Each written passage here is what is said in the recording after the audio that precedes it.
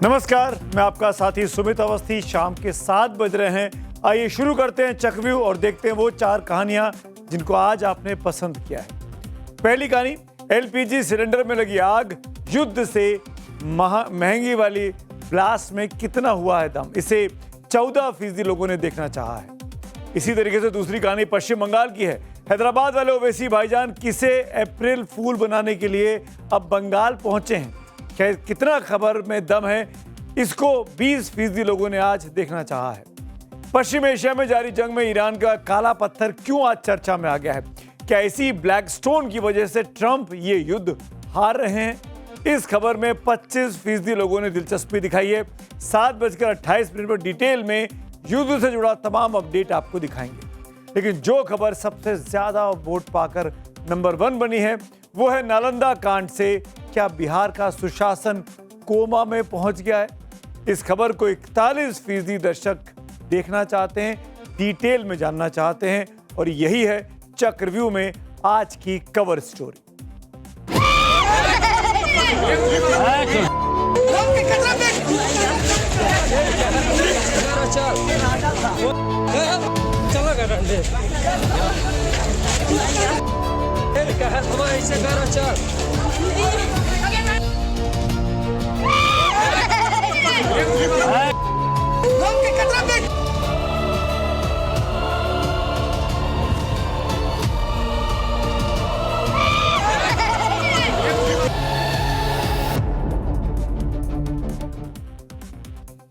ये तस्वीरें वाकई में बहुत ही खतरनाक हैं, बहुत ही भयावह हैं, बहुत ही परेशान करने वाली हैं। दिन में आज जब इन तस्वीरों को देखा तो दिल दहल गया। आखिरकार ये कैसे हो सकता है, वो भी अपने देश में आज़ादी के इतने सालों के बाद भी खुलेआम सरेआम बीच सड़क पर इस तरह की दरिंदगी इन तस्वीरों ने आज झकझोर कर रख दिया। पर तस्वीरें इसलिए भी दिखाना ज़रूरी है क्योंकि उसमें उन लड़कों के चेहरे हैं जिन्होंने इस दरिंदगी को अंजाम दिया। उनको सरेआम नंगा करना भी जरूरी है। इसीलिए इन तस्वीरों को हम बहुत सोच समझ के दिखा रहे हैं। बालिका का चेहरा सामने ना आए, इसकी पूरी हमने गारंटी ली है, कोशिश की है कि कहीं से भी उसकी आइडेंटिटी रिवील ना हो। पर लड़के ना बचने पाए जिन्होंने ये हरकत की और इस वीडियो को बनाया, इसीलिए उनका पकड़ा जाना बहुत जरूरी है।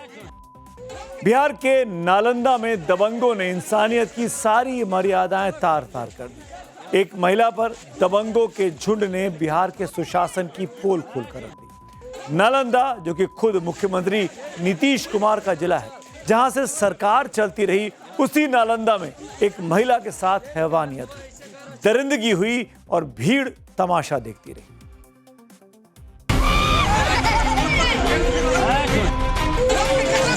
नालंदा में महिला चीखती रही, बचाने की गुहार लगाती रही। कोई बचाने नहीं आया, भीड़ तमाशा देखती रही। दरिंदे बदसलूकी करते रहे, दरिंदगी का वीडियो बनाते रहे। कहां है कानून के रखवाले? कहां गया बिहार का सुशासन? दरिंदों का कब होगा हिसाब? कौन देगा जवाब? बिहार का नालंदा, जो दुनिया भर में ज्ञान की अमर ज्योति का प्रतीक रहा है, आज उसी पवित्र नालंदा का नाम कुछ दरिंदों की वजह से मिट्टी में मिल गया है। बीच सड़क पर एक महिला की अस्मिता की धज्जियां उड़ाई गई, उसे जबरन पकड़ा गया, उसके कपड़े सरेरा फाड़ दिए गए। एक शादीशुदा महिला के साथ बीच सड़क पर सामूहिक तौर पर रेप करने की कोशिश की गई। पूरे देश को शर्मसार करने वाला यह वीडियो उस नालंदा का है जहां से खुद बिहार के कार्यवाहक मुख्यमंत्री नीतीश कुमार आते हैं। नीतीश कुमार ने बिहार से बोरिया बिस्तर समेटने का मन बना लिया है, तो क्या सुशासन ने भी बोरिया बिस्तर समेट लिया है? नालंदा के हरनौत ब्लॉक में कल्याण बीघा गांव मुख्यमंत्री नीतीश कुमार का पैतृक गांव बताया जाता है। यहां से 20 किलोमीटर दूर, महज 20 किलोमीटर दूर नूरसराय ब्लॉक के अजयपुर गांव का यह वीडियो बिहार के माथे पर कलंक की तरह अब चिपक गया है। पीड़ित महिला दर्द से चीखती रही, मदद के लिए आसपास खड़ी भीड़ के सामने गिड़गिड़ाती रही। लेकिन इंसानी भेष में मौजूद इन भेड़ियों में से एक ने उसकी मदद नहीं। ये लोग तमाशबीन बने रहे, महिला को बचाने एक शख्स, एक व्यक्ति आगे नहीं आया। मैं जाने कितने वीडियो बने होंगे। पीड़िता की हर कोशिश बेकार रही, जैसे सब के सब लड़के जो वहां मौजूद थे बहरे हो गए हो, अंधे हो गए हो, किसी के शरीर में दिल ही ना। ये वाकई में दरिंदे हैं। दरिंदे इसलिए क्योंकि इस भीड़ के पास महिला का वीडियो बनाने का तो वक्त था, पर मदद करने का बिल्कुल नहीं।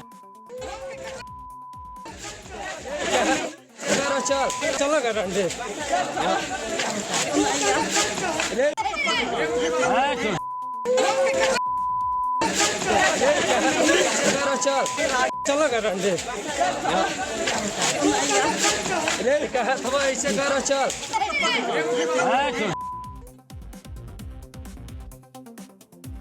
ये जो चेहरे हमने दिखाए फ्रीज कर करके 1 2 3 4 नंबरिंग करके, दरअसल इसीलिए है कि आप इनको पहचानिए। अगर आप इस इलाके में रहते हैं और इन लड़कों को जानते हैं तो इनको कानून के हवाले करना हमारा भी उतना ही बड़ा कर्तव्य हो जाता है। नालंदा की सड़क पर इंसानियत का ग्राफ इतना गिर चुका था कि एक महिला की चीख किसी को नहीं सुनाई दी। पुलिस तो दूर दूर तक नहीं दिखाई दी। ये वीडियो उस बिहार पुलिस के मुंह पर तमाचा है जो आपकी सुरक्षा हमारी जिम्मेदारी का दावा करती है। जो पुलिस महिला को 3 दरिंदों से नहीं बचा पाई, 3 4 या 5, वो बिहार के 13 करोड़ लोगों की सुरक्षा क्या खाक करेगी।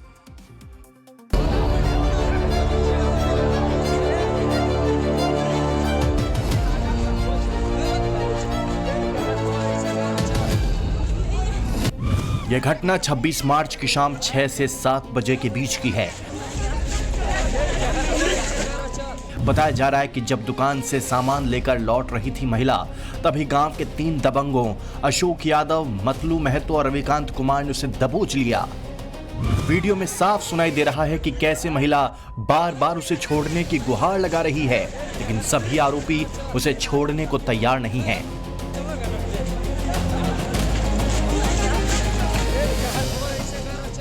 वो अपने साथियों से कहते हैं कि इसका वीडियो बनाओ। इस दौरान महिला को पकड़े आरोपी भद्दी भद्दी गालियां भी दे रहे हैं। वीडियो में साफ साफ दिखाई दे रहा है कि आरोपियों के साथ पीछे बड़ी संख्या में लोग चल रहे हैं। महिला की चीख पुकार सुनकर गांव वाले महिला को बचाने आए, लेकिन तब तक आरोपी फरार हो चुके थे। लेकिन जब महिला ने इसकी शिकायत पुलिस से की तो दबंगों ने वीडियो वायरल कर दिया। लेकिन अब ये ही वीडियो तीनों दरिंदों के लिए कानून का फंदा बन चुके हैं। इस वीडियो में जो लड़के दिखे वो वाकई में कितने बड़े दरिंदे हैं, इसका एक और नमूना देखिए। अब ये लोग इस पीड़ित महिला का चरित्र हनन करने में लग गए। पीड़ित महिला पर कई तरह के आरोप लगाए जा रहे हैं। आरोप सच्चे हैं या झूठे ये तो कानून का विषय है, कानून तय करेगा। लेकिन क्या इन लड़कों को किसी महिला के साथ सरेरा बदतमीजी करने का सर्टिफिकेट मिल जाता है? उसकी सच्चाई जो भी हो इन आरोपों की, लेकिन एक महिला की इज्जत के साथ खेलने का अधिकार इन लड़कों को किसने दे दिया है? इन लोगों के खिलाफ सख्त से सख्त कार्रवाई होनी ही चाहिए। नीतीश कुमार, सुशासन बाबू अभी भी मुख्यमंत्री हैं। ये ताकत उनके पास होनी चाहिए कि इनमें से एक भी लड़का बचने ना पाए। महिला की शिकायत पर एफआईआर दर्ज करके पुलिस ने 2 आरोपियों को, पहले अशोक यादव और मतलू महतो को गिरफ्तार किया था। इसके बाद वीडियो की जांच कराई गई। लगातार टाइम्स नाउ नवभारत ने इस खबर को कैंपेन की तरह चलाया कि लड़के सलाखों के पीछे जाने चाहिए।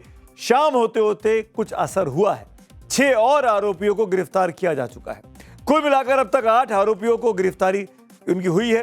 कई लोगों से अब भी पुलिस पूछताछ कर रही है। से 2 में मुख्य अभियुक्त उसमें गिरफ्तार किए जो वीडियो में दिख रहे हैं आउटरीच करते हुए। एक का नाम था अशोक यादव, जो दूसरा नाम मतलू। नालंदा के एसपी साहब आए थे अपडेट देने के लिए, लेकिन अपनी नाकामयाबी का ठीकरा उन्होंने मीडिया के सर पर भी फोड़ दिया। पीड़ित महिला की तस्वीर दिखाने वालों को धमकी दे दी। हम आपको एक बार फिर साफ कर दें, इन तस्वीरों को हम इसलिए दिखा रहे हैं कि इन लड़के कानून के हवाले होने चाहिए। इन लड़कों को पहचान लीजिए, इन लड़कों के चेहरों को पहचान लीजिए। आप जानते हैं, किसी को देखा है तो पुलिस को इत्तला करिए, लेकिन इस बच्ची का चेहरा सार्वजनिक नहीं होना चाहिए। टाइम्स नाउ नवभारत पीड़िता की महिला का वीडियो ब्लर करके जानबूझ के दिखा रहा है, धुंधला करके। ताकि पीड़िता की पहचान सार्वजनिक न होने पाए। ये उसका कानूनी अधिकार भी है और हमारा कर्तव्य भी। लेकिन अगर पुलिस वाले अपनी जिम्मेदारी उस दिन जब ये घटना घट रही थी, उस शाम को ठीक से निभा रहे होते, ये कानून के रक्षक, ये कप्तान साहब और उनके पुलिस वाले वहां मौजूद होते, उस लड़की को की अस्मिता आज बची होती। ये वीडियो बनाने की नौबत तक नहीं आती और आज ये मामला यहां तक नहीं बढ़ा होता कि 8-8 आदमियों की गिरफ्तारी हो रही हो और पुलिस पे सवाल खड़े किए जा रहे हो। भारतीय न्याय संहिता की धारा 74, 75, 76, 115(2), 126(2) और 3(5) के तहत एफआईआर दर्ज कर ली गई है। इन धाराओं में 14 साल तक की कैद और जुर्माने का प्रावधान है। केस की पूरी जांच के लिए पुलिस ने एसआईटी का गठन भी कर दिया है। पुलिस ने तो कानून का डंडा चला दिया, लेकिन सवाल यह है कि हर बार पुलिस लेट क्यों होती है? जिस वक्त महिला मदद के लिए चिल्ला रही थी, उस वक्त बिहार की पुलिस, नालंदा की पुलिस कहां थी? 2 आरोपियों को तो पहले गिरफ्तार किया, 6 और आरोपियों को बाद में और गिरफ्तार कर लिया, लेकिन यह वक्त क्यों लगा? क्या दबंगों और अपराधियों में बिहार पुलिस का खौफ खत्म हो चुका है? बिहार में महिलाओं को बेखौफ होकर घूमने की आजादी आखिरकार कब मिल पाएगी? क्या बिहार में महिलाओं की सुरक्षा को लेकर बिहार पुलिस का रवैया ऐसे ही ढीला ढाला रहेगा? 26 मार्च की घटना पर 27 मार्च को शिकायत दर्ज हुई और अब यह वीडियो वायरल हुआ है तो जाहिर तौर पर अब गिरफ्तारियां की जा रही है। आज बेटी बचाओ बेटी पढ़ाओ का नारा पूरे देश में गूंजता है, लेकिन बेटियों की सुरक्षा की जिम्मेदारी कौन लेगा? देश भर में महिलाओं पर अत्याचार दिनों दिन बढ़ता जा रहा है। एनसीआरबी आंकड़ों के मुताबिक 2023 में देश भर में महिलाओं के जुड़े 4,48,211 मामले दर्ज किए गए थे। यह आंकड़ा 2022 के मुकाबले 0.7% ज्यादा है। 2022 में 4,45,256 केस दर्ज हुए थे। 2018 में बिहार में 2018 से 2022 के बीच अगर मैं बिहार की बात करूं तो कुल 89,000 केस दर्ज किए गए। अपराधों में कन्विक्शन रेट की बात करें तो बिहार में ये 61% के आसपास है, यानी 100 आरोपियों में से 61 ही दोषी करार दिए गए। आज लगता है कि एकदम संवेदनहीनता का पराकाष्ठा है। जिन लोगों ने किया वो दुष्कर्मियों का मैं नहीं बात कर रहा हूं, लेकिन आए दिन इस तरह की घटनाएं प्रायः सभी जिलों में हो रही हैं, सभी जगहों पे हो रही है और लगता है कि सरकार नाम की कोई चीज नहीं है बिहार में। इस तरह की घटना में राजनीति करने की कोई जरूरत नहीं है। ये घटना पूर्ण रूप से सामाजिक स्तर पर निपटा जाना चाहिए। ये घटना प्रशासनिक स्तर पर निपटा जा रहा है। माननीय श्रवण कुमार जी से मैं कहना चाहूंगा कि जी राजनीति मत करिए, पर प्रशासन तो दुरुस्त रखिए, जिसके लिए आपको चुनकर बिठाया गया है, जिसके लिए आपकी पुलिस वहां पर है। आखिरकार ये पुलिस क्यों नहीं मौके पर पहुंचती है? जब दर्जनों लड़के पहुंच सकते हैं उस लड़की को तंग करने के लिए, तो पुलिस कहां थी उस वक्त में? लड़की चीखती चिल्लाती रही। आज 4 दिन के बाद एक्शन क्यों लिया जा रहा है? जब खबर राष्ट्रीय मीडिया में छाई हुई है, वीडियो वायरल हो गया है। आप राजनीति ना करने की सलाह दे रहे हैं, लेकिन अपनी पुलिस से सवाल कब करेंगे? कितने पुलिस वालों पर कार्रवाई की, ये कब बताएंगे बिहार की सरकार? आज देश में महिलाओं पर अत्याचार इंसानियत और कानून दोनों को चुनौती दे रही है। महिलाओं की सुरक्षा पर सवाल खड़े हो रहे हैं, लेकिन अब सख्त कार्रवाई, तेज न्याय और समाज में बदलाव की जरूरत है ताकि ऐसी घटनाएं दोहराई ना जा सके। महिलाओं की सुरक्षा सिर्फ नारों या योजनाओं का नाम नहीं होना चाहिए, ये एक बुनियादी अधिकार है। जब तक कोई भी महिला सड़क पर अकेले चलते समय किसी भी वक्त डरती रहेगी, तब तक देश में विकास का ढोल बजाना बेमानी सा लगता है। अब बात करते हैं आज की अगली story. Asaduddin Owaisi king maker और हुमायूं कबीर बंगाल के पहले मुस्लिम मुख्यमंत्री। जी हां, 1 अप्रैल है आज, फूल्स डे। ये मत सोचिएगा कि आज मैं 1 अप्रैल की कोई कहानी आपको फूल्स डे पर सुनाने आया हूं, किसी तरीके से आपको बुद्धू बनाने वाला हूं। ये बिल्कुल नहीं है। जो मैंने पहली लाइन बोली बड़ी इंपॉर्टेंट है। ओवैसी किंग मेकर और हुमायूं कबीर पहले मुस्लिम मुख्यमंत्री बंगाल। वाकई बंगाल चुनाव में एक हसीन ख्वाब बुना जा रहा है। वहां चुनाव प्रचार में आज असदुद्दीन ओवैसी ने ऑफिशियल एंट्री मारी, हुमायूं कबीर के साथ पहली बार मंच साझा किया। वो मुर्शिदाबाद के नौदा में हुई चुनावी मजलिस में शामिल हुए। ओवैसी साहब को सुनकर लगा कि वो एक टारगेट के साथ बंगाल पहुंचे हैं, सियासी मंच से सपना दिखाने का टारगेट, बंगाल के मुसलमानों को ममता बनर्जी से दूर करने का टारगेट, बंगाल के मुस्लिम वोटरों को पहला मुसलमान मुख्यमंत्री देने का टारगेट।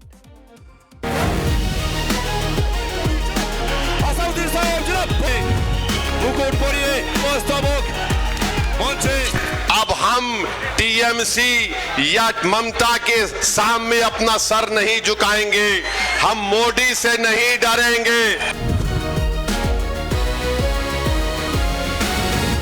ममता और मोदी की सेटिंग हो चुकी है।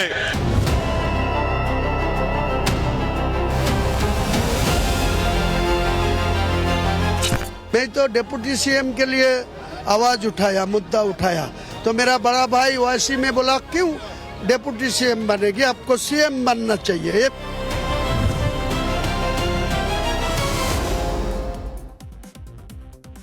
3 महीने पहले तक हुमायूं कबीर को इक्का दुक्का लोग जानते होंगे बंगाल के बाहर के। बंगाल में हो सकता है दर्जन भर लोग जानते हो, लेकिन आज 3 महीने के अंदर अपने आप को मुख्यमंत्री के तौर पर हुमायूं कबीर ने पेश कर दिया है।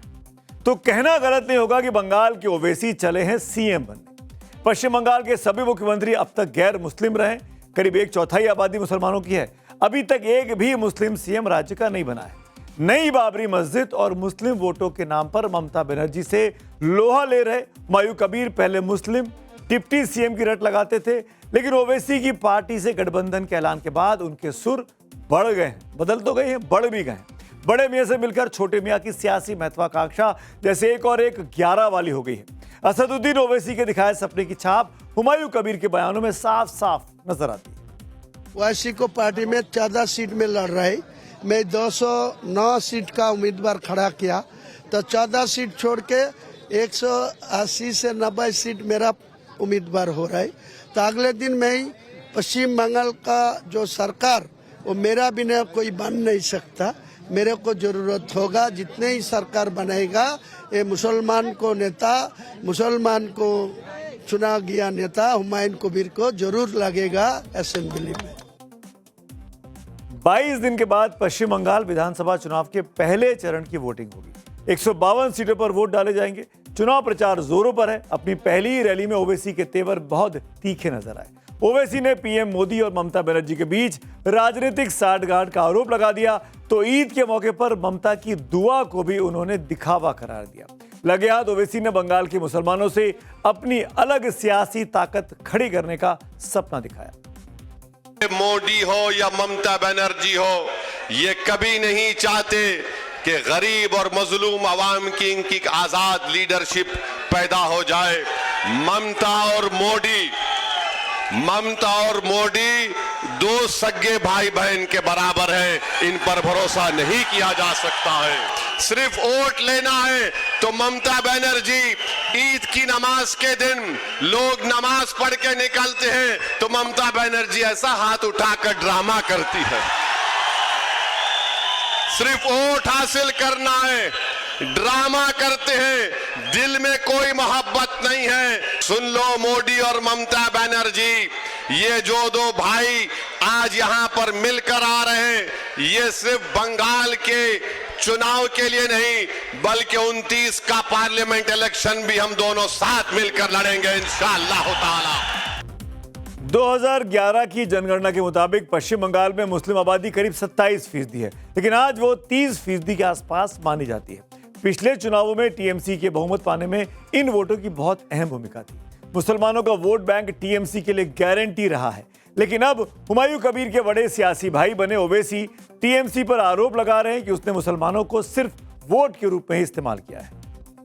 हुमायूं कबीर के साथ वाले गठबंधन को ओवैसी मुस्लिम लीडरशिप का नया चैप्टर बताते हैं। ठीक वैसे ही जैसे जनवरी 2026 में महाराष्ट्र के शोलापुर में उन्होंने एक जुमला दिया था, एक दिन हिजाब पहनने वाली महिला देश की प्रधानमंत्री बनेगी। बैरिस्टर ओवैसी ने उस वक्त भी संविधान का हवाला दिया था। बंगाल में भी उसी फॉर्मूले को आजमा रहे हैं, बस शब्द बदल गए। हिजाब पहनने वाली महिला और प्रधानमंत्री की जगह मुस्लिम लीडरशिप और मुसलमान मुख्यमंत्री हो गया है, लेकिन भाव पूरी तरीके से वही है, मुस्लिम पॉलिटिकल आइडेंटिटी को रिबूट करना। सवाल ये सपने किसके लिए है? मुसलमानों के सशक्तिकरण के लिए या वोट बैंक की सियासत के लिए? अब कुछ आंकड़े देखिए। दरअसल बंगाल में करीब 27 से 30% मुस्लिम आबादी मानी जाती है, जो 100 विधानसभा सीटों पर निर्णायक भूमिका निभाती है। अब तक ये वोट बैंक बड़े पैमाने पर ममता बनर्जी और उनकी पार्टी टीएमसी के साथ रहा है, लेकिन ओवैसी की एंट्री का मकसद इस वोट बैंक में सेंध लगाना माना जाता है। मुस्लिम सीएम का नारा भी इनके इसी रणनीति का सबसे बड़ा हथियार है। ये एक ऐसा इमोशनल और पॉलिटिकल अपील है जो सीधे पहचान की राजनीति को टच करता है। ममता बनर्जी की टीएमसी का लंबे समय से इस वोट बैंक पर एक छत्र राज रहा। प्रधानमंत्री नरेंद्र मोदी के बढ़ते असर के बीच बंगाल में मुस्लिम वोटों का सबसे तेज ध्रुवीकरण हुआ। पहले मुस्लिम वोटों के 3 दावेदार हुआ करते थे, टीएमसी, लेफ्ट और कांग्रेस। वो अब सिर्फ ममता के पाले में शिफ्ट हो गए। ओवैसी और हुमायूं मिलकर अब ममता और मुसलमानों में दरार डालने की कोशिश में लग गए। इसीलिए हुमायूं कबीर ने बाबरी मस्जिद का मुद्दा उठाकर पहले उनकी भावनाओं को उकसाया। अब ओवैसी उसे मुस्लिम लीडरशिप और मुस्लिम सीएम का चोला पहनाकर पेश कर रहे हैं। लेकिन सच तो यह है कि सिर्फ सपने बेचने से सरकार नहीं बनती है, इसके लिए संगठन की जरूरत होती है। ऐसे में मुस्लिम सीएम वाला ओवैसी का नया जुमला बंगाल के मुसलमानों के लिए किसी परीक्षा से कम नहीं होगा। बंगाल के वोटर, खासकर मुस्लिम वोटरों को यह समझना होगा कि मुसलमान मुख्यमंत्री का सपना सिर्फ रैली का नारा है या वाकई साकार होने वाला है। 22 दिन के बाद वोट डाले जाएंगे। उस समय बंगाल के वोटरों को यह ध्यान में रखना चाहिए कि सीएम पद किसी एक समुदाय का नहीं, पूरे राज्य का होता है। बंगाल को आज विकास, रोजगार, कानून व्यवस्था और सांप्रदायिक सद्भाव की जरूरत है। ओवैसी कबीर का गठबंधन टीएमसी के लिए चेतावनी जैसी है तो बीजेपी के लिए अवसर भी माना जा सकता है। वहीं बंगाल की राजनीति के लिए नया सवाल बना हुआ है, क्योंकि चुनाव सिर्फ सत्ता का खेल नहीं होता, यह भविष्य का फैसला होता है। ऐसे में मुसलमानों को सपना दिखाना आसान है, लेकिन उसे हकीकत में तब्दील करना मुश्किल काम है। बंगाल की जनता को इस बार तय करना है कि वोट बैंक की राजनीति चलेगी या असली बदलाव आएगा। क्योंकि ओवैसी किंग मेकर तो बन गए हैं, क्या वो क्वीन ब्रेकर भी हैं? क्या ममता के सपने में रुकावट बन के खड़े होंगे ओवैसी? ये तो 4 मई के नतीजों से पता चलेगा। बात करते हैं आज की अगली स्टोरी की। क्या अखिलेश यादव के राम उनकी चुनावी वैतरणी पार लगाएंगे? क्या अखिलेश यादव की समाजवादी राजनीति का नरम हिंदुत्व की राजनीति में विलय हो रहा है? प्रधानमंत्री नरेंद्र मोदी और उत्तर प्रदेश के मुख्यमंत्री योगी आदित्यनाथ ने अयोध्या में भगवान श्री राम की पूजा अर्चना बार बार की है। अब समाजवादी के पार्टी के प्रमुख अखिलेश यादव ने भी अपने मंदिर में भगवान राम की अभिराम मूर्ति लगाने का ऐलान कर दिया है। उस मूर्ति की तस्वीर भी पोस्ट की जो अखिलेश यादव के केदारेश्वर महादेव मंदिर में लगने वाली है। अब इस पर उप मुख्यमंत्री हैं यूपी के केशव प्रसाद मौर्य ने ट्वीट कर चुटकी ली कि भाजपा के भय से पहले मंदिर बनवाना और अब प्रभु श्री राम लला की मूर्ति की लगवाने की चर्चा करना, ये समाजवादी पार्टी की अवसरवादी राजनीति का नया चेहरा है। विडंबना यह कि जिस सपा और सपाइयों के दामन पर राम भक्तों के खून के छींटे लगे हों, वे आज राम भक्ति का स्वांग रच रहे हैं। यदि वास्तव में आस्था का सम्मान होता और नियत सही होती तो श्री कृष्ण जन्मभूमि पर बनी ईदगाह को हटाकर भव्य मंदिर निर्माण की बात करते और बाबरी समर्थकों के खिलाफ भी आवाज उठाते। इससे अखिलेश यादव तिरमिरा गए, तुरंत एक्स पर पलटवार किया। हमारी आस्था को स्वांग कहने पर हम इनसे मानहानि की मांग भी कर सकते थे, पर जिनका स्वयं का कोई मान नहीं है, जो अपनी पार्टी में ही सदैव हानि के शिकार हुए हैं, उनके साथ हमें बेहद सहानुभूति है। अगर स्टूल भी छीन गया तो कहां जाएंगे? इनकी पार्टी के मुखिया जी बस स्वांग रचकर ही इन्हें हटाकर कुर्सी पर काबिज है और ये आरएसी डीसीएम प्रतीक्षारत रहकर कुर्सी देखकर गुनगुना रहे हैं। हम इंतजार करेंगे तेरा। अखिलेश यादव ने इटावा में केदारेश्वर महादेव मंदिर बनवाना शुरू किया तो इस पर सियासी सुर्खियां खूब बढ़ी।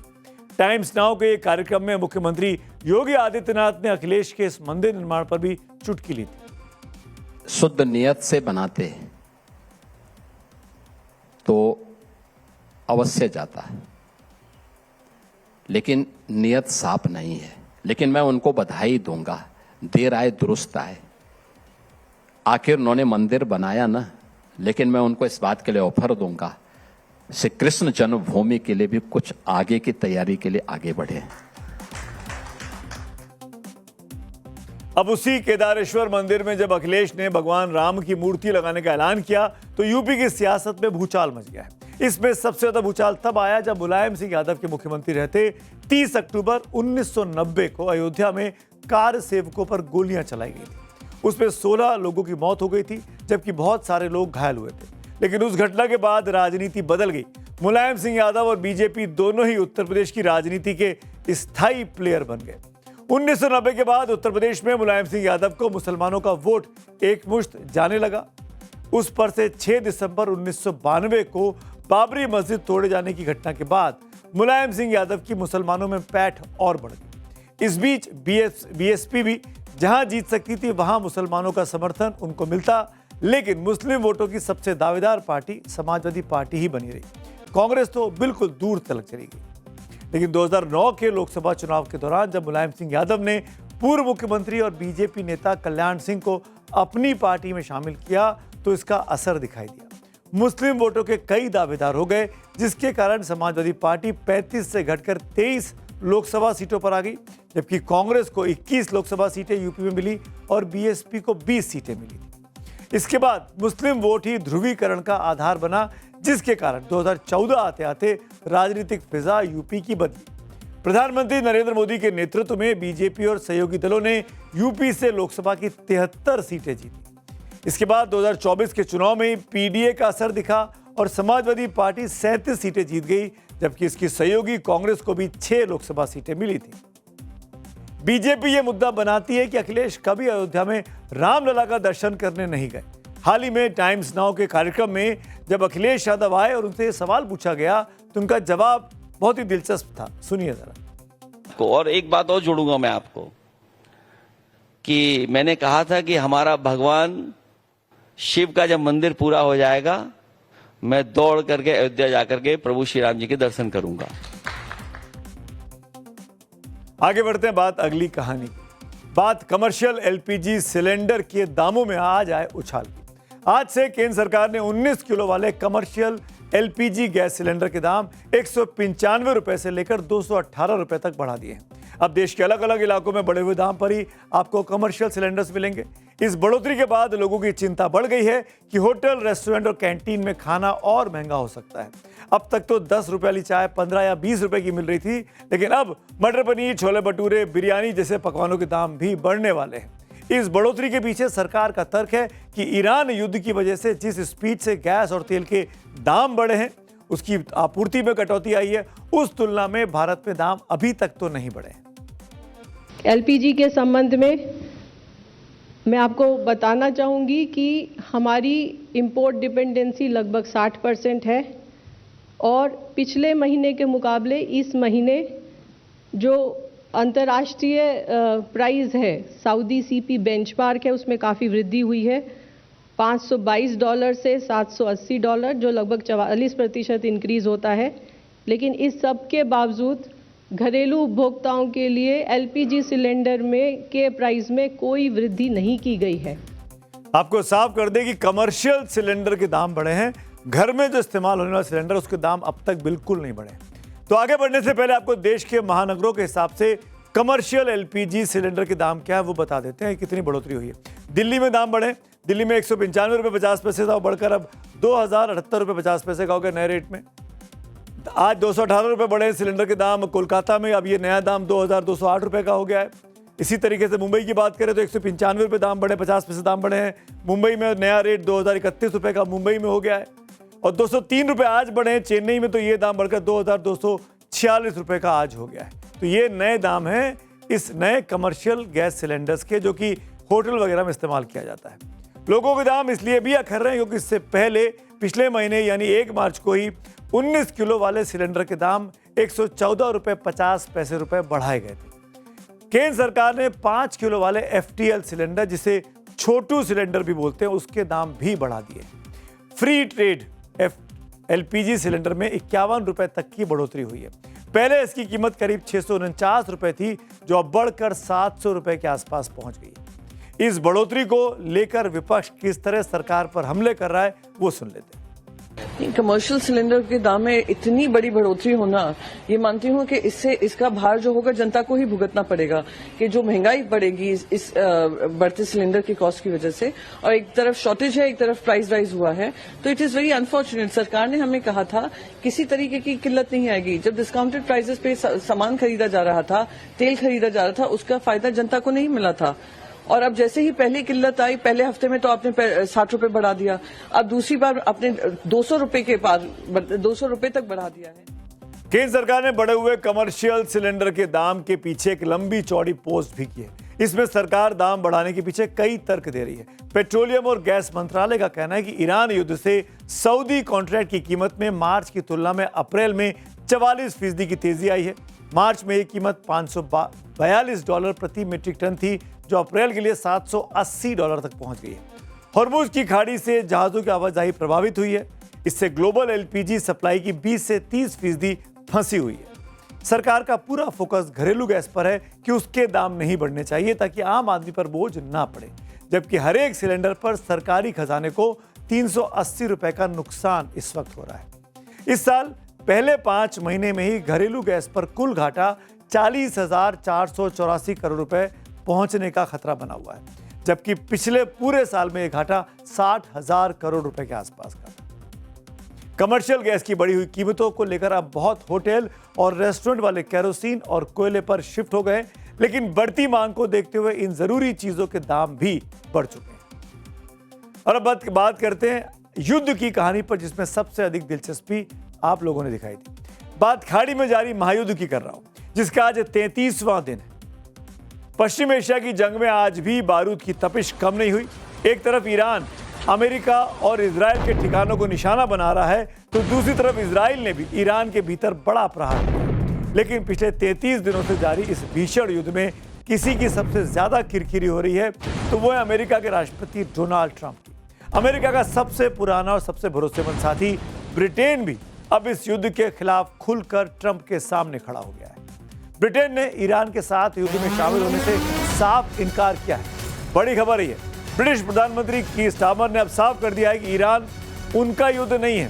कीर स्टारमर ने यह भी कहा कि ब्रिटेन युद्ध में शामिल होने की जगह स्ट्रेट ऑफ हॉर्मुज को दोबारा खुलवाने के लिए बड़ी पहल करने जा रहा है। स्टारमर ने कहा कि इस हफ्ते ब्रिटेन की मेजबानी में 35 देशों के साथ ग्लोबल हॉर्मुज समिट करेगा। इस मीटिंग में हॉर्मुज खुलवाने पर चर्चा होगी, यानी इस पूरे विवाद को रोकने की कोशिश में ब्रिटेन लग गया है। ब्रिटिश पीएम का यह बयान अमेरिका और खासकर ट्रंप के लिए बहुत बड़ा झटका है। अभी तक ट्रंप को किसी भी नेटो देश से ईरान युद्ध में समर्थन नहीं मिला है। अब तक जिन जिन देशों ने साफ तौर पर ट्रंप को रेड सिग्नल दिखा दिया है, वो कौन कौन से हैं वो भी देख लीजिए। सब लोग ट्रंप के दोस्त हुआ करते थे। कौन कौन लोग हैं बारी बारी से दिखा देता हूं। Spain, Italy, France, Switzerland, Poland, Britain, ये वो तमाम ऐसे मुल्क हैं जो खुलकर अब ट्रंप के खिलाफ खड़े हो गए। प्रत्यक्ष या परोक्ष किसी भी तरीके से अब ये अमेरिका का साथ नहीं दे रहे हैं, साफ इनकार कर रहे हैं। अब आपको इटली की प्रधानमंत्री जॉर्जिया मेलोनी का एक बयान सुनवाता हूं, जिसमें मेलोनी ट्रंप के उस बयान का सरकास्टिक तंज मारकर व्यंग्यात्मक तरीके से जवाब दे रही है, जिसमें ट्रंप ने कहा था कि अमेरिका के बिना नेटो जीरो है। लगभग पूरे यूरोप में ईंधन की बहुत ज्यादा दिक्कत है। गैस स्टेशन पर गैस नहीं मिल रही है, दाम बढ़ा दिए गए हैं। जो पेट्रोल और डीजल होते हैं, जिसको मान लो गैस कहते हैं, उसके दाम बहुत हद तक बढ़ चुके हैं। इसीलिए अब पूरा का पूरा नेटो जो अमेरिका के खिलाफ खड़ा हो गया इस युद्ध में।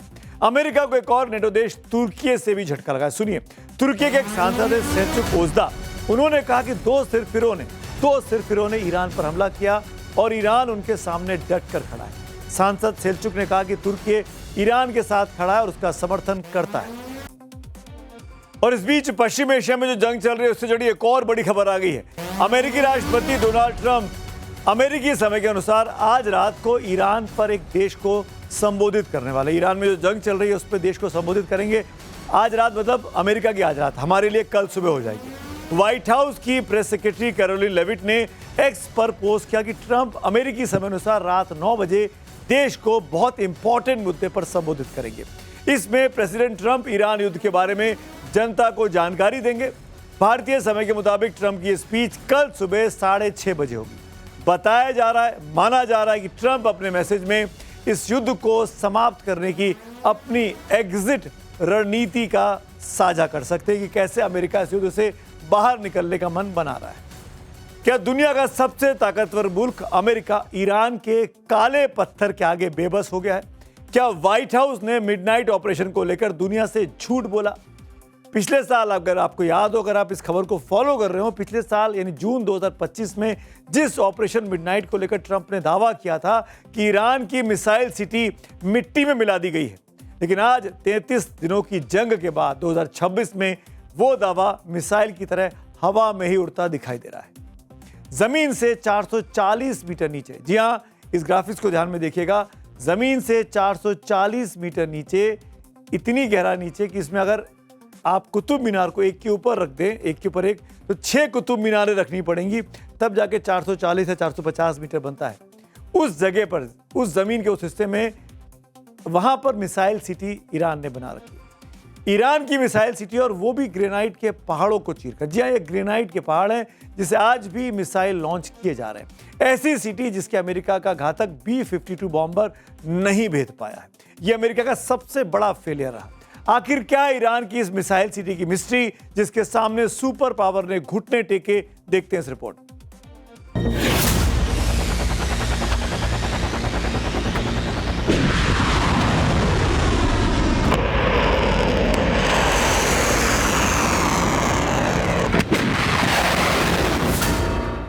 ये ईरान का वो अजेय दुर्ग है जिसे काला पत्थर या ग्रेनाइट का कवच कहा जाता है। रक्षा विशेषज्ञों की माने तो ये बेस जमीन से करीब 440 मीटर की गहराई पर है।